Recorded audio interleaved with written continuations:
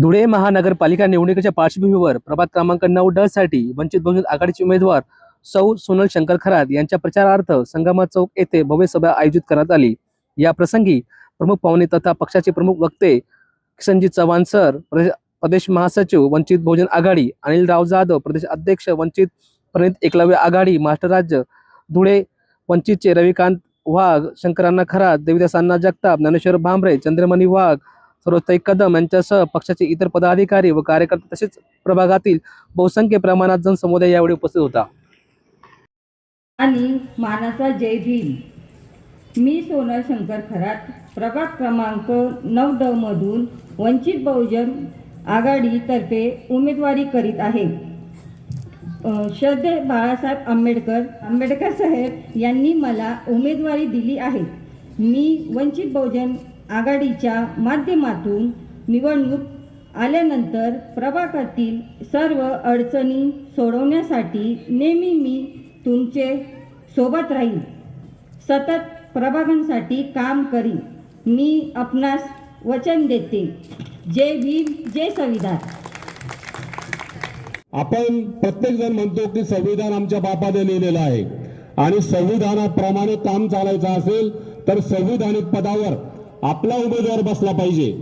ही बाबासाहेब आंबेडकरांनी आपल्याला सांगितलेली आदेश दिलेला आहे की तुम्ही संविधानिक पदावर आपला माणूस बसवा।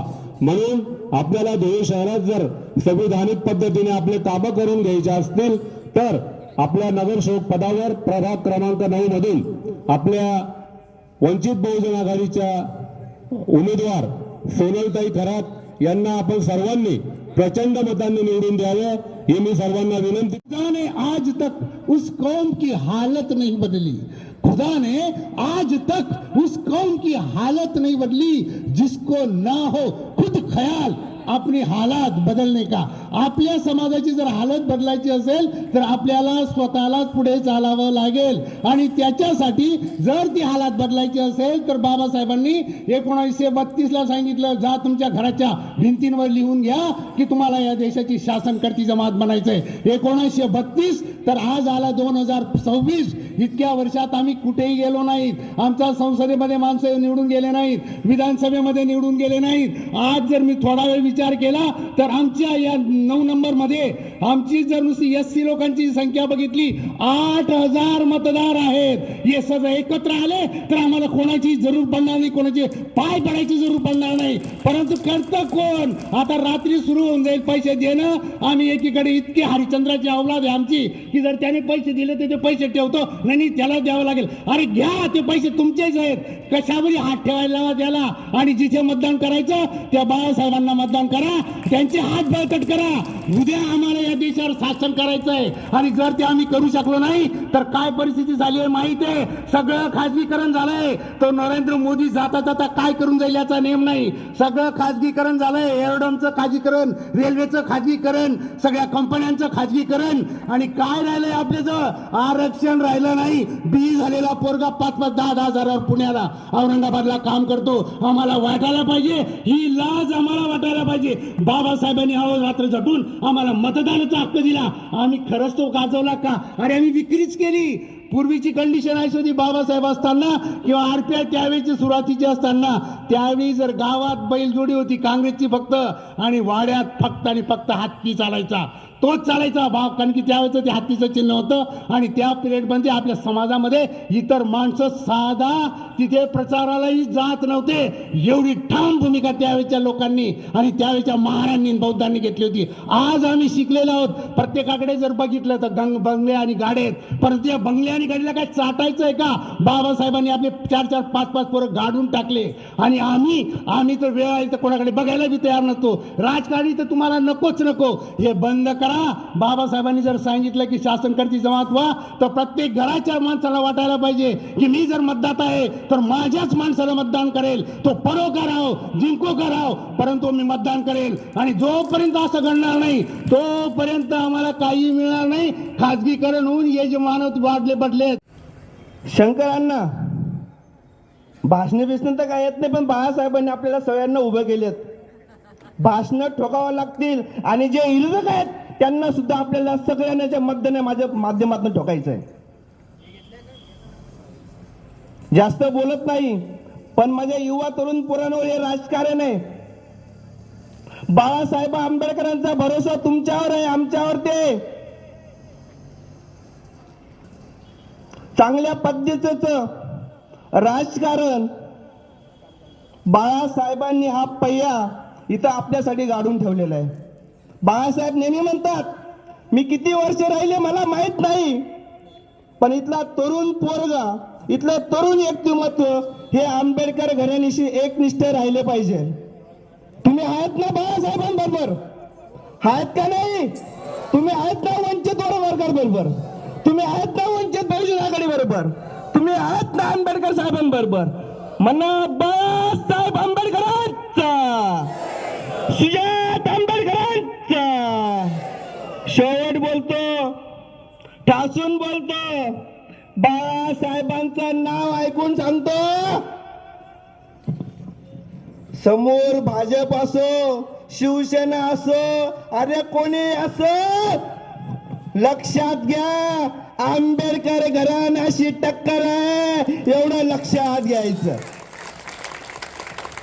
ताई असलेले उमेदवार बऱ्याच जणांची नावं मला माहीत नाहीत, आणि ज्यांनी आम्हाला या कार्यक्रमासाठी बोलवलं असे शंकरांना खरात असतील, आणि वंचित बहुजन आघाडीचे 8, 9, 10 नंबर प्रभागामधले जे काही उमेदवार आहेत त्यांच्या प्रचारासाठी या ठिकाणी आम्ही आलेलो आहोत. मित्रांनो, मी माझी ओळख करून देतो. माझं नाव अनिल जाधव. मी अहमदनगर जिल्ह्यातील रावरी तालुक्यात राहतो. मी आदिवासी समाजाचा आहे, आदिवासी भिल्ल समाजाचा आहे. या ठिकाणी तुम्हाला सांगण्यासाठी यासाठी आलेलो आहे की वंचित बहुजन आघाडीचे उमेदवार आदरणीय शंकरांच्या सौभाग्यवती सोनल शंकर खरात असतील, अजून 2 उमेदवार असतील, त्यांच्या प्रचारासाठी तर आम्ही या ठिकाणी आलेलोच आहेत. परंतु या ठिकाणी खास मी यासाठी आलेलो आहे की बाबासाहेब आंबेडकरांच्या घरातले शिपाई या ठिकाणी उभे आहेत आणि त्यांना ताकद दिली पाहिजेत. आणि का दिली पाहिजेत की या ठिकाणी त्या घराचे आपल्यावर किती उपकार आहेत. का वंचित बहुजन आघाडीला मतदान करायचं? का या ठिकाणी वंचितच्या उमेदवारांना का मतदान करायचं? तर मित्रांनो, ज्या बाबासाहेब आंबेडकरांनी आदिवासीचं जे हे पोरग आहे, हे सूट बूट आणि टाय कोटात आणलंय, ही फक्त बाबासाहेबांची कृपा आहे, आणि म्हणून मतदान करायचं आहे. या ठिकाणी जो काही बहुजन समाज आहे हा विसरलेला आहे की या ठिकाणी ज्या बापाने आपल्याला संविधानाच्या माध्यमातून एवढे हक्क अधिकार दिलेत, सूटबूट टाळ्यात आणलं, बंगल्यात आणलं, ज्या काही आपल्या साड्या बाड्या ज्या दिसतात त्या सगळ्या बाबासाहेबांमुळे आहेत. परंतु हे संपत चाललेलं संविधान आपल्याला आपल्या डोळ्यावर भात आहे. विशेष म्हणजे जे काही शिकलेली माणसं आहेत त्यांना मला सांगावं वाटतं, मला माफ करा, परंतु सगळ्यात मोठी हानी ही शिकलेल्या लोकांकडून होत आहे. आज बाबासाहेबांच्या संविधानाचं वाटोळं होत आहे, आणि ते वाटोळं कोण करत आहे? तर या ठिकाणी जे काही RSS भाजप आहे आणि भाजपच्या विचारधारेला मानणारा काँग्रेस राष्ट्रवादी असेल, हे सुद्धा याला मारक आहेत. आणि विशेष मध्ये इथे आल्यानंतर मला असं कळलं की भाजपच्या तिकिटावर आपलाच माणूस उभा आहे, आपलाच माणूस उभा आहे. तो निवडून आल्यावर कोणाचे हात बळकट होणार आहेत? आंबेडकर घराण्याचे हात बळकट होणार आहे का त्या मोदींचे हात बळकट होणार आहेत? कोणाचे हात बळकट होणार आहेत? संविधान नष्ट करण्याला आपणच मदत करू राहिलेलो आहेत. अरे बाबासाहेबांच्या संविधानाच्या माध्यमातून यांनी आरक्षण कसं संपवलं जात आहे, या ठिकाणी खाजगीकरणाच्या माध्यमातून आरक्षण संपवलं जात आहे. या ठिकाणी वेगवेगळ्या म्हणजे आरक्षणात प्रमोशन, जे काही नोकरीमध्ये प्रमोशन होत आहे ते सुद्धा संपवलेलं आहे. विदेशातल्या जे काही विदेशात स्कॉलरशिप घेऊन आपली मुलं जातात त्या स्कॉलरशिप सुद्धा या ठिकाणी थांबवलेल्या आहेत. आणि हे वंचित बहुजन आघाडीचे अधिकृत उमेदवार 3 जण उभे आहेत. प्रभाग क्रमांक 9 मध्ये सोनलताई शंकर खरात, 8 मध्ये लताताई माने, 10 मध्ये सुरेश अण्णा लोंढे असे